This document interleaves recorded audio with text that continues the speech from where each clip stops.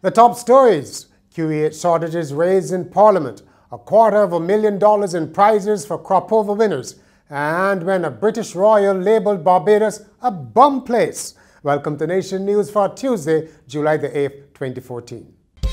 No matter where you are in the world, at home or abroad, Nation News keeps you connected with what's happening in Barbados through our website, video newscast, and online e-papers. So stay connected with Nation News. Your time, your way. The reported shortage of supplies at the Queen Elizabeth Hospital has been debated in the House of Assembly at the instigation of the Barbados Labour Party, which said it was a matter of urgent public importance. The opposition brought a parliamentary motion for which 2.5 hours was allocated in the post-lunch session. The motion condemned the government for the critical shortages at the QEH. The authorities announced on Monday that the hospital had cancelled all elective surgeries and will hold only urgent and emergency procedures. Credit unions have confirmed a meeting with Prime Minister Frandl Stewart over a contentious tax on their assets. But the president of the National Credit Union League, Hallie Haynes, has declined to divulge the outcome of the meeting. Credit unions fear that the new 0.2% tax on their assets, to bring them in line with banks, will place severe pressure on their operations, particularly the smaller credit unions. A $250,000 prize bonanza, that's what awaits the winners of the 3 major crop over competitions. McInerney Quality Inc. has raised the stakes for the 40th anniversary of crop over. The 2 winners at Soco Royale will each receive the new Ford EcoSport SUV valued at $80,000 each, while the new Calypso Monarch will be the owner of a Mazda 3, which starts at $85,000. Group brand manager at McInerney Quality, Johnny Tudor, said that by donating to crop over through the years, the company had in turn received higher patronage. A rapist who apologized to his victim and her family on Monday has been jailed for 10.5 years.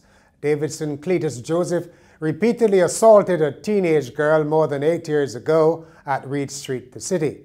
Joseph of Perry Gap, Roebuck Street, was 24 when he committed the offense in February 2006. In sentencing him, Justice Randall Worrell said he took into consideration that Joseph was 24 at the time, that he'd taken full responsibility for his actions and pleaded guilty to avoid a trial, and that he seemed genuinely remorseful in apologizing on Monday. Had he gone to trial and been found guilty, the starting point would have been 22 years. Digicel has joined the Ministry of Education in handing over 20 tablets for a special summer program to help primary school students who have deferred from taking the 11+. Education Officer Fernando Carter said the use of portable computers was being done in an attempt to utilize all possible strategies and methods to ensure that students are encouraged to learn. 10 tablets are from Digicel and 10 from the ministry. A letter written by a future British king in 1920 and now being sold at auction describes Barbados in unflattering terms. The then Prince of Wales, who later, as King Edward VIII, abdicated to marry an American divorcee, told of the miserable and loathsome time he was having on a Caribbean cruise. He visited Barbados in 1920 in what was supposed to be a diplomatic trip of the British Empire, but he described this country as a bum place. The prince reported the local scenery as being ugly, and he found the colored population, to use his words, to be revolting. British newspapers say the letter exposes him as an ungrateful, sexist, and racist prince. Next, the weekly commentary. Here's Carol Martindale.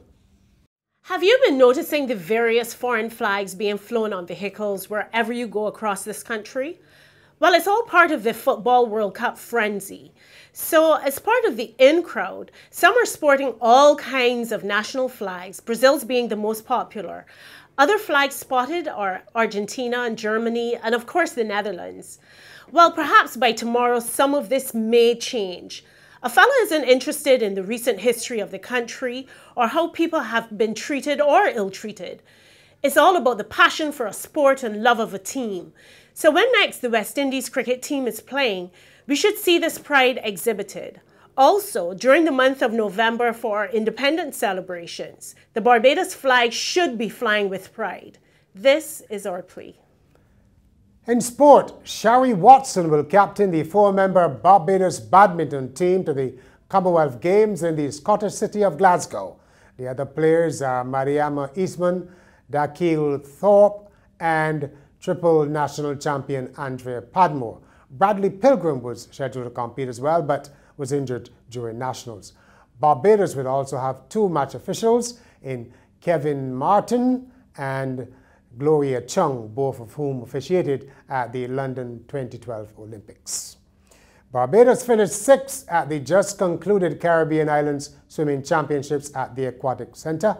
Team Barbados won 47 medals, 13 gold, 19 silver and 16 bronze.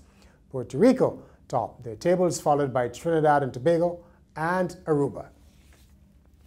And finally, those of you following the World Cup would know that Russia were eliminated in the first round. That sparked angry fans to hurl condoms at the Football Federation's Moscow headquarters. I wonder why. But not everyone is unhappy. One Orthodox Church priest is rejoicing over what he called the end of homosexual abomination. The Reverend Alexander Shumsky took exception to the brightly colored football shoes worn by players competing in Brazil. In a column for Russian People's Line, a Christian website, he claimed that players wearing pink, green, yellow, or blue shoes were promoting the gay rainbow. He wrote, wearing pink or blue shoes, the squad might as well wear women's knickers or bra. Shumsky? Anyhow, that's Nation News for Tuesday. You can get more on our website, nationnews.com, as well as on our YouTube channel, Facebook, and Twitter.